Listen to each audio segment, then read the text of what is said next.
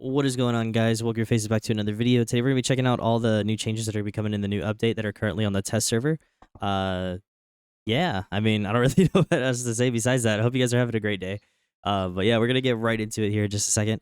I just want to ask you guys to please hit that like button, please hit the subscribe button if you feel I deserved it. We are gonna be kind of covering whatever comes up when we get the chance. You know, I am only one person. I am editing all of this on the fly whenever I get the chance. But yeah, with that being said, let's check out these new changes. I hope you guys have a great day, and I hope you guys enjoy listening to me ramble. Feel free to throw this on in the background while you guys are playing or just doing whatever the fuck you are, whether you're cleaning or, playing the game.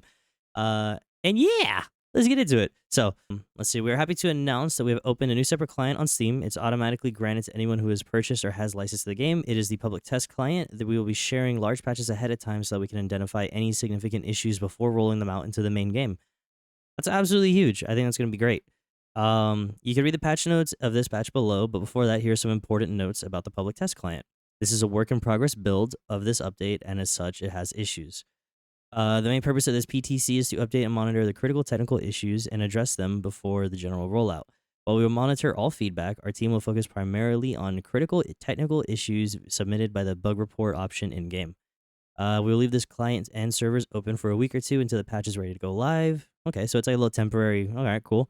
Character progression in the PTC will be saved so that you can test any feature patches released here without having to restart each time. Okay, that's huge.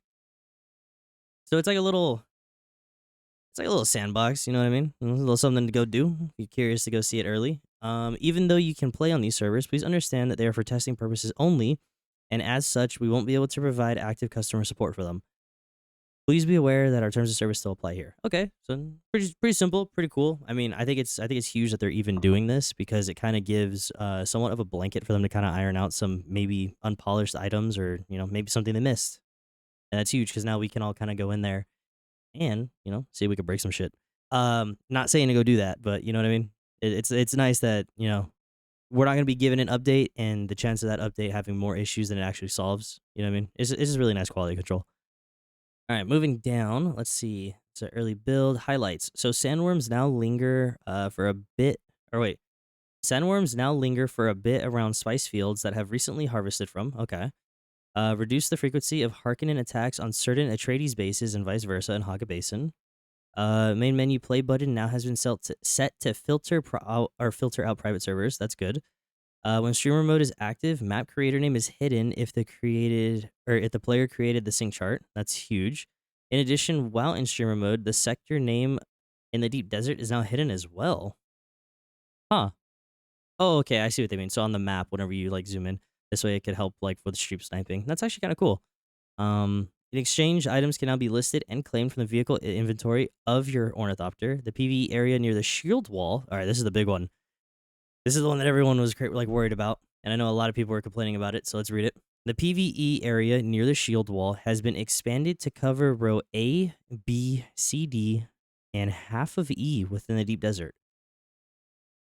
So that's half the deep desert already. So just straight down the middle, that's already half of it. I'm going to go out and say it now. As long as it's not permanent, I don't mind it. I think because there is such a vast majority of PvE people or players, I should say, that are playing this game, having alternative versions of the deep desert constantly is not a bad thing. Maybe 1 week it's all PvP. Maybe 1 week it's all PvE. Maybe certain sections are PvE and certain sections are PvP. I like that it's constantly switching around as well as with the POIs. I think that's huge. I also believe that because of how early it is right now in this game's lifespan, they should experiment. They should see what works and what makes the most amount of people happy. At the end of the day, I mean, I'm enjoying the game. I'm having fun. I don't know if I can say that for everyone else, but I hope it is the same for you guys. At the end of the day, we're all here just to have fun and play this game that we do love and enjoy. So hopefully moving forward, when we do play this, it's actually pretty good, pretty solid. I'm looking forward to it. I mean, me personally, when it comes to the deep desert, I think it should be a free-for-all. But then at the same time, there are certain things I would like to see. Like, I think the Imperial testing stations, for one, those should be PvE only because it feels more like those are dungeons you want to do with your guild, not necessarily somewhere you want to go fight other players. But that's just me, based off of the design of it. Like I'd rather have strongholds out in the open because like the ones from like Haga Basin, if you were to take that and like kind of make it like twice the size and just put them like a couple of them randomly around the map, make it to where there's loot to go get. I feel like those would be a lot more fun to fight on because there's ground and air combat, and you could maybe because of the way they're designed, even get vehicle combat in there as well. And it would kind of just be like an easy asset dump. But I don't know. At the same time, I'm not a developer. I don't know what would work, what wouldn't work. It's just, I'm throwing out suggestions. Whether you agree or not, it's entirely okay. We're all entitled to have our own opinion and thoughts. At the end of the day, I want to hear your guys's, and I'm just going to share mine as well. So hopefully I'm not upsetting too many people by saying that. All right, let's see. So features and changes. Main menu play button has now set to filter out private servers. After dying to the Corey Atlas Storm while offline, players will now get moved to the Haga Basin. That's actually huge. Trading post checkpoints can now be used as a respawn point in different maps. Okay. Updated the minimum requirement of Intel driver. Oh, okay. So that's just some technical shit. False positive warnings about minimum hardware specification due to the driver version of GeForce Now users. That I cannot wait for because I get that every time I boot up the game. Ooh, this is a really big one. We've removed the restrictions while visiting other sietches. Before this change, players had their home sietches and could visit other sietches in the world, but could not claim land. Now any player can go to any siege in their world and claim land wherever the hell they want. I think this is going to be super controversial at first, but I think this is going to be great for the betterment and longevity of the game, because when it comes to guilds, there's too many of them that are unfortunately just segregated on different sietches. I myself have at least 8 friends that I can name right now that are on different sietches, and our biggest issue is we all have to consolidate to one, and they're abandoning a lot of their progress on their on their own personal bases because we have a guild base on one specific siege. I think this will be huge, mainly because okay, so I'm gonna go out on a limb here, and I'm gonna just say it now with the Landsrad. I don't know what it's gonna look like in the future, but I'm assuming it might end up looking something like, hey, for this guild, we would want you to pump out 1,000, like 1,000 Mark III fucking buggies, right? It would benefit you extremely so if you had multiple bases on different sietches to go do that. But then ultimately, having one giant one, I could see like the production thing, whatever. I don't know. I'm just throwing the idea out there. I think it could be beneficial, but at the same time, I think it's also going to be nice just to get more guilds on the same server. Because then, I don't know, at least for Haga Basin, it'd make farming a lot easier. But let's see how it plays out. Worst case scenario, it doesn't work out. They just change it. But I think it'll be huge just for getting some more people's friends on like their siege. I like it. I think it's a good idea for now. Let's see. Moving on to resources, building, and crafting. Let's see. What do we get? Move the Atreides decorations from Asmara FND. Hope I didn't say that wrong. In Harko Village. Onto Ormunda Lacus. I hope I said that right. So she's the structure vendor rather than selling at the weapon vendor. That's cool. Loot containers after loot containers dropped after picking up NPCs' corpses are now visible if they are empty for the player who picked up the corpse. That was a huge bug. I was actually seeing that a lot yesterday. Added 3 unique weapon schematics to Asmara F&D. I'm gonna have to go check that out because I want to know what she got. All right, let's move on. So vehicle backup tool and Solido replicator can now be crafted in the survival fabricator. The vehicle backup tool can now be found in the utility tools category. The Solido replicator can be found in the building tools category. Okay, that's a little bit more QOL, but I like it. Armor in the main menu will now use the correct armor swatches applied to your character in-game. Range info added to the welding torch info card. Huh. I'm not necessarily too sure what that means, but I like it. Sounds interesting. Might make things a little easier when it comes to repairing. Because right now it's a little hard to repair certain ornithopters. All right, moving on to combat. Tweak the buggy turret camera to improve overall visibility while operating. Visual improvements to buff and debuff icons for legibility. Change the Sentinel's ability action text from detonate to deploy. Added range information to weirding steps info card. Added duration information to dispenser pads info card. New VFX created to indicate the way sword parrying staggers multiple targets. Updated dagger slow blade animations to make the stab connect better. That's gonna be cool. Because right now it's a little janky sometimes. Me personally, I like the short blade. Correct VFX should now be played on the receiving side if the shield or otherwise damage immune. Underslung weapons can no longer be used while in the passenger seat of a vehicle. New VFX created to indicate the way a sword parrying staggers multiple targets. I'm very curious to see what these look like. Because right now I'm probably just not understanding it, but this does sound like it's gonna be an improvement. So good shit. As far as abilities, Dispenser Dash will now cost 20% maximum power instead of a flat 75. This allows the perk to be more usable across all tiers of power packs while also making it more costly in high pressure combat situations. Okay, I can see how that would work. Reduce poise damage resistance of Thrive on Danger to 34 from 50 to avoid scenarios where poise resistance could go over 100 when combined with other effects. It is no longer possible to jump while under the effect of Crippling Strike. We updated description of center mass and marksman techniques to indicate body damage also affects damage dealt to shields. Performing melee attacks with gravity fields will now cause players to become or to play exhausted attack animations as if they strain under the increased gravity. That's actually kind of huge. I like that. Update the description of range damage passive abilities. It increases with all ranged weapons, not just darts. And clarified description of poison tooth activation to better convey how it works. Yeah, that one I will admit, I played around with it a little bit. I I would never use it personally, but I do think it is cool that it's in the game. I just don't know what situations it would really work in besides you got downed and you want to seal off a hallway to kind of protect your team or just take as many of them with you. I don't know. I feel like there's a lot like better skills in the game. Me personally, like I'm running Benny and Swordmaster as a split, and then with some of the leftover points because I'm not using all of it in Plantologist, I'm doing the what the fuck is the gun called again? The drill shot. Sorry, I'm so sorry. I was blanking for a second, but I've been pairing it with the drill shot as well. But I think I'm gonna end up committing to just short blade here in a second. But for me personally, I wouldn't be able to use Poison Tooth because of that. I like the Bene Gesserit and Swordmaster abilities way too much. All right, moving on to vehicles. Minor tweaks to the camera when boosting a vehicle. Improved interactions with vehicles. It should now be easier to enter from different angles. Ground vehicles now have a failsafe system against being stuck in a flip state. That is awesome. I've never had that problem. I've been yeeting my fucking buggy off of the cliff by the Atreides outpost in Haga Basin. Never once have I landed on the top of it. It's always managed to kind of center out before I hit the ground. But that is nice that they're adding that, so now there won't be issues if there are any. Improved ground vehicles' behavior when flipped or kicked by the sandworm. Exiting ornithopters mid-air will now make them drop straight down instead of gliding away endlessly. This should prevent getting lost in cases a disconnection crashes or if the player accidentally exits it. That one is going to be fucking huge.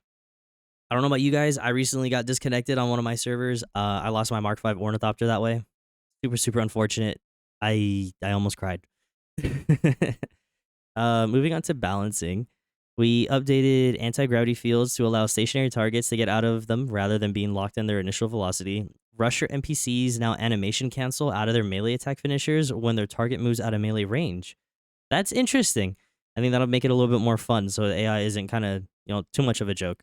Granted, they are supposed to be a little easier than players, but I think it's fun to kind of, practice some like parries and whatnot or test out some weapons on them. But unfortunately, there's no way to kind of test stuff out besides just going out there and finding out whether or not it's good.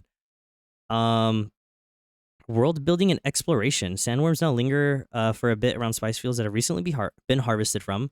We reduced the frequency of Harkonnen attacks on an Atreides. Okay, so we did read that one. Improved collision in the room of the Proteus, where you encounter the first shielded enemy. Oh, so that's in the very beginning. Miscellaneous journey step improvements. Replace the incorrect Peridot Kindness hologram in the Odom testing station. Salvageable buggy in Imperial testing station number 10 has been replaced by a broken buggy.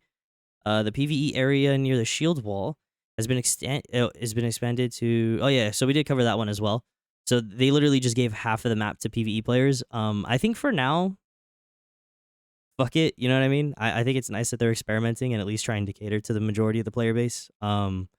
At the end of the day, it's like, there is a vision. I totally respect it. I totally see it and I understand it, but I don't think it hurts to at least experiment for the meantime and see what does work and what could work until they figure out the ornithopter situation. Because right now, I'll be completely honest, I don't like the fact that it's ornithopter PvP.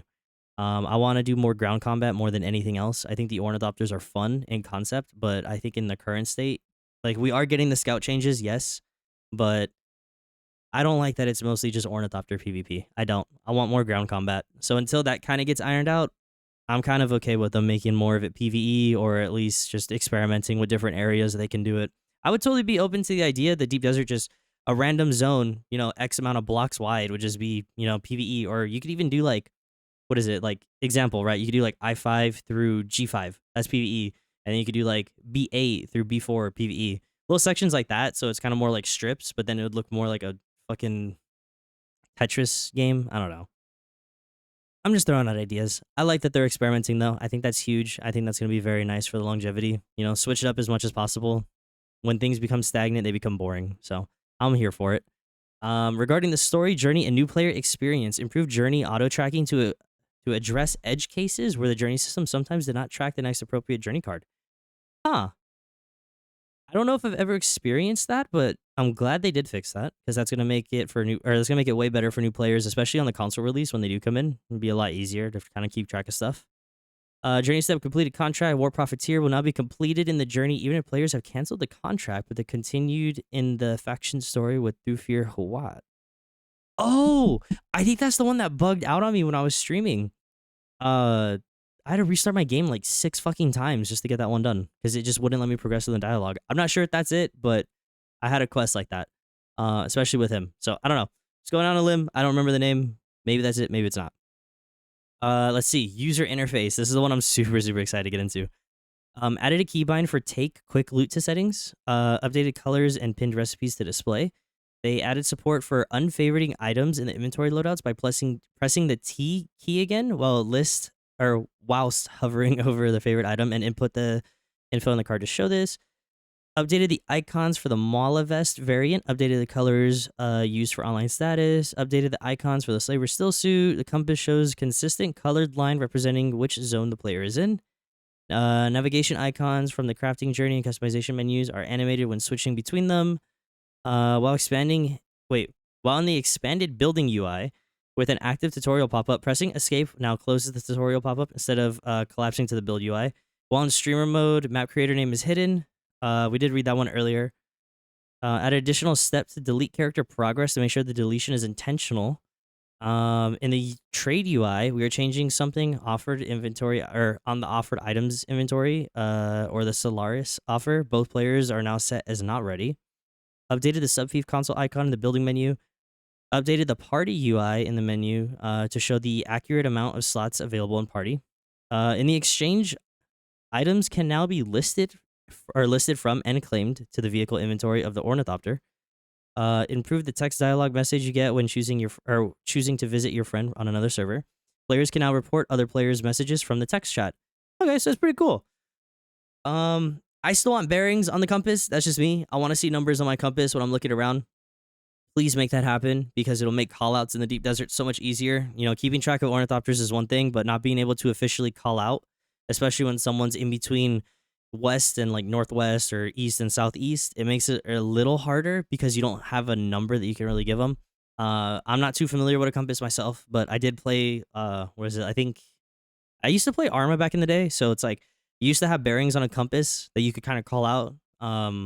But I like to see something like that implemented besides just the dots. I think it's a little boring, but that's just me. I don't know. I'm throwing it out there. Please don't attack me. All right, let's move on. Graphics, animations, and VFX. We added and updated another batch of animations for various cinematics, NPC lip sync during dialogues, and cloth simulation for various outfits. Optimization improvements on lighting and the wreck of Hephaestus. I can't pronounce that shit. I'm so sorry. Performance pass on the VFX assets and the wreck of Hephaestus. New surface hits for the LMG to improve visuals. Updated unique surface hits VFX for the Disruptor and Power LMG to improve visuals. Adjusted brightness of staking unit VFX to make it more grounded. Softened the lighting transition of Imperial Testing Station in the Deep Desert. As far as audio, the sound effects indicating an active blood purifier has been improved. Rebalance audio levels on the Sandstorm, making the audible experience more better. Made improvements on melee audio. Minor improvements to polish tweaks. Added new sounds for Spice Blooms. That's cool. The headphone mix preset and weapon tails in enclosed spaces increased to be louder. I like that. The volume of the Ornithopter engine's start and engine loop have now been lowered. Voiceover for House Vernus representative at Healy's Gate has been added. Replaced placeholder radio show sound effects with actual radio show. That's cool as fuck. Ooh. Okay, so now we're on fixes. Okay. I gotta fucking speed this shit up. Text chat. Text chat notification indicating when a player is muted has been localized. Fixed an issue fixed an issue that would cause the server to become unresponsive due to logins. Fixed multiple issues in the deep desert that has caused server crashes. Addressed cases where players moving across servers would result in a soft lock client. When a player has no other subfiefs on the map and builds one, it will set a default respawn location on that map. The message to make your vehicle drive/pilot default vehicle spawn location will no longer show when crossing borders in the deep desert. Made an adjustment to prevent players from entering a vehicle that is currently pending travel. Respawn menu now appears after the character dies while the game is disconnected. Death location marker now appears after the character dies while the player is offline. When the player has no other subfiefs on the map and builds one, it will be set by the default respawn location. The message to make your vehicle drive/pilot default spawn location will no longer show up when crossing borders in deep desert. Fix an issue that caused the player to sometimes enter loading screens when exiting vehicle in deep desert. Fix a rare server crash caused by permission system. Fix GPU crashes due to memory corruption and camera shake. Fix an issue where a specific type of network issue would cause players to be stuck in infinite loading screen. Thank you so much. I had that the other morning. Fix an issue where some players could experience a client freeze when traveling between deep desert servers. Fix the issue where NVIDIA GPU crash dump file is randomly lost in the crash report. Yes, that one has been pissing me the fuck off. Thank you so much. Uh, Fix an issue that causes clients to sometimes freeze upon border crossing in the deep desert. I have been getting micro stutters as well, but thankfully they're not too bad. So a lot of really cool stuff. I'm definitely gonna link this down in down in the description of the video. So if you guys want to finish reading the rest of this stuff, you guys are more than welcome to. But I feel like we kind of spent enough time talking about it. There's a lot of really cool shit in here, such as fix the edge case where the Sentinel would attack the allied Solito decoy clone instead of the enemies. But yeah, no, this is huge. This looks like they're doing a lot of good stuff in the right direction. So I'm very, very happy with this. Like I said, if you guys do want to continue to read the rest of this, I'm not gonna take up too much more of your time for your guys' day. Feel free to go click that link in the description and yeah, check all this stuff out. This is huge. I'm very, very excited to see all this when it does come out. And hopefully it's only 2-3 weeks away. So with that being said, thank you all so much for checking out the video. Thank you all so much for hanging out and listening to my weird ass ramble. I hope you guys have an amazing rest of your day. Make sure to hit the subscribe button and yeah, stay tuned for more Dune content. I got some tutorials that I'm working on or some guides or things I want to show you guys. So see you guys out there in the deep desert or maybe Haka Basin. I don't know. But yeah, take care. Thank you so much for stopping by.